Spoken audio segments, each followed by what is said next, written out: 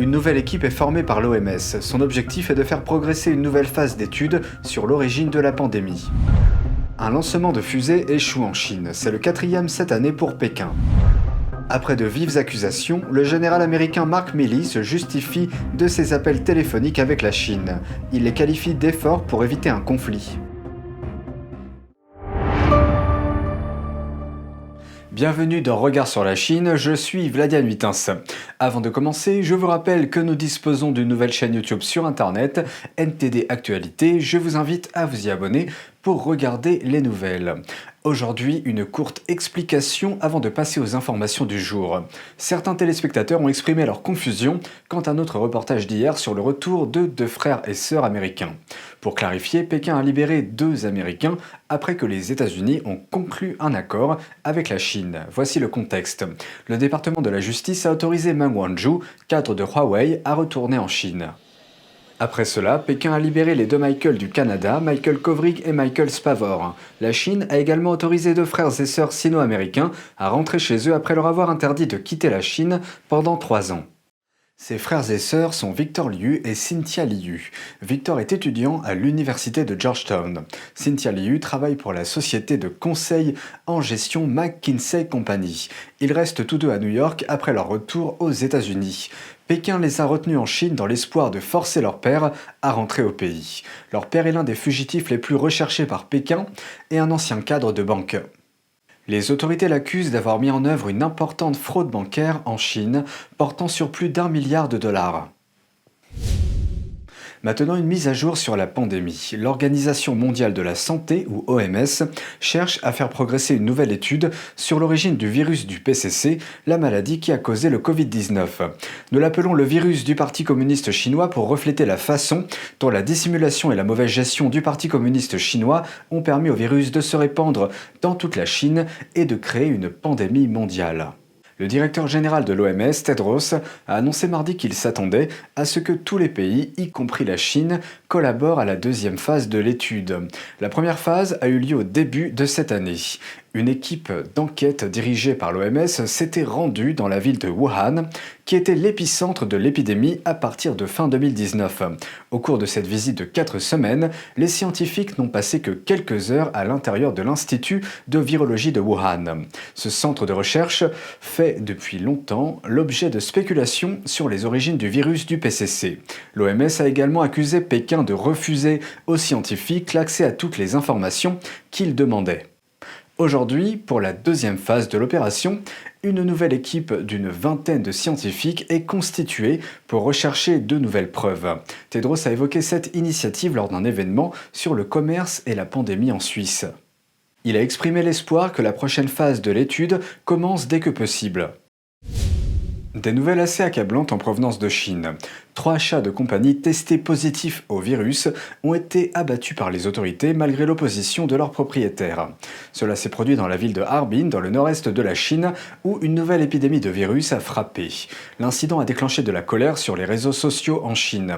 Certains y voient un abattage inutile. Le média d'État chinois Beijing News a rapporté mardi que le propriétaire des chats avait été diagnostiqué avec l'infection la semaine dernière. Les autorités sanitaires locales ont alors euthanasié ces 3 chats, qui ont également été testés positifs par la suite. Une virologue a déclaré que les chats n'avaient pas besoin d'être tués. Elle a déclaré « Il ne semble pas très réaliste que les chats représentent un risque pour leurs propriétaires de contracter à nouveau le Covid ». Les scientifiques affirment également que rien ne prouve que les animaux de compagnie jouent un rôle majeur dans la propagation du virus aux humains. Certains utilisateurs de réseaux sociaux chinois ont posté en ligne, je cite, « Je ne suis pas d'accord avec cette approche ».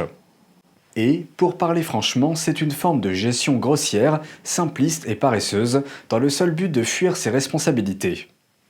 Beijing News a supprimé ses reportages mercredi sur les réseaux sociaux. La ville de Harbin est entrée en semi-confinement la semaine dernière et à l'approche de la semaine de vacances de la fête nationale chinoise, les habitants de la ville ont été invités à rester chez eux et à éviter de voyager. De multiples foyers viraux sont apparus dans la capitale provinciale de Harbin au cours de la semaine dernière. Pourtant, les autorités locales ont déclaré mardi que la source des dernières infections n'était toujours pas claire. Pékin a sanctionné 9 responsables locaux pour n'avoir pas réussi à contenir l'épidémie. Une vidéo en ligne montre les décombres d'une fusée après sa chute dans une zone densément peuplée de la région autonome du Guangxi, dans le sud de la Chine. La vidéo montre les conséquences de la défaillance d'un satellite chinois. Les médias d'État chinois ont rapporté qu'un nouveau satellite envoyé lundi dans l'espace par la Chine semblait anormal après son entrée en orbite et la fusée s'est écrasée par la suite. Le satellite a été lancé depuis la province de Sichuan, dans le sud-ouest de la Chine. La vidéo montre un gros morceau des décombres qui tournent dans les airs. Rien ne prouve que l'interdiction par les États-Unis des puces haut de gamme à destination de la Chine soit liée à cet échec. Mais c'est un fait qu'avant l'interdiction, les lancements de fusées ratés étaient rares. Après l'introduction de l'interdiction, de nombreux échecs ont été signalés en Chine. Au début du mois, une fusée n'a pas réussi à mettre un satellite en orbite dans la province chinoise du Gansu. Et il y a eu 2 autres incidents similaires cette année. Les échecs de lancement ne sont pas le seul problème. Un autre problème est plus inquiétant pour les personnes au sol. La probabilité que les débris de la fusée tombent sur leur maison. En 2019, les débris d'une fusée sont tombés sur des maisons provoquant un incendie. Et il y a 3 ans, les débris d'une fusée ont même provoqué une explosion. Le général Mark Milley s'est défendu mardi au sujet de son appel controversé à l'attention de son homologue chinois, affirmant que son but à ce moment-là était d'éviter le conflit.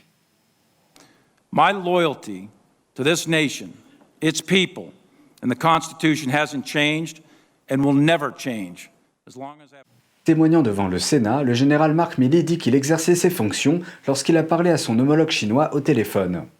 My task at that time was to de-escalate. My message again was consistent. Stay calm, steady, and de-escalate. We are not going to attack you. Les rapports sur les appels ont d'abord émergé dans un nouveau livre de 2 journalistes du Washington Post. Le livre décrit comment Milley a passé 2 appels prétendument secrets au général chinois Li Zuocheng. Il avait promis de prévenir la Chine si les États-Unis décidaient d'attaquer. Milley a confirmé les appels mais a nié qu'ils étaient secrets. The specific purpose of the October and January calls were generated by concerning intelligence, which caused us to believe the Chinese were worried about an attack on them by the United States. Certains membres du Congrès condamnent Milley et ont exigé sa démission. Mais Milley s'est défendu des appels téléphoniques, disant qu'il n'avait aucune intention d'usurper l'autorité. At no time was I attempting to change or influence the process, usurp authority, or insert myself in the chain of command. L'audition de mardi était largement portée sur le retrait des troupes d'Afghanistan. Mais les questions ont bifurqué sur les appels. Le sénateur républicain Dan Sullivan a mis Milley au défi, disant à Reuters que Milley aurait été exécuté pour un tel comportement en Chine. D'autres sénateurs ont également exhorté le président Joe Biden à le renvoyer, mais Biden a indiqué plutôt qu'il soutenait Milley. Une autre question liée aux relations entre les États-Unis et la Chine.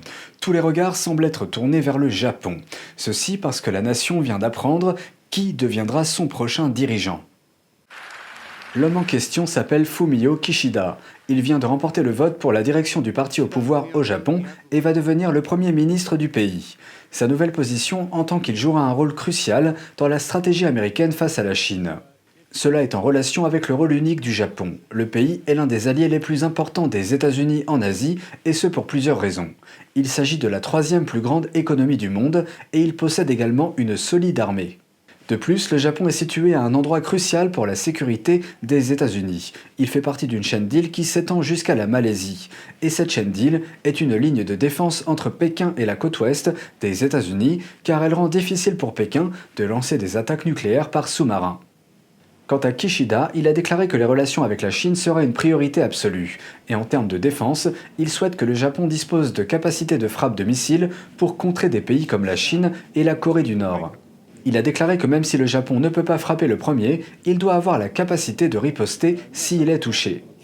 Il a ajouté « Ne devons-nous pas avoir la possibilité de bloquer la capacité d'attaque de missiles de l'autre partie? C'est le problème que je soulève. » Il est également préoccupé par l'avancée de la technologie militaire de la Chine, comme les missiles hypersoniques. Il affirme que la technologie de l'autre partie progresse chaque jour et que le renforcement de la défense du Japon est une question politique très importante. Kishida a également exprimé ses inquiétudes quant à une éventuelle invasion de Taïwan par Pékin. Il affirme que Taïwan est en première ligne d'un affrontement potentiel et que si quelque chose tourne mal, le Japon doit être prêt.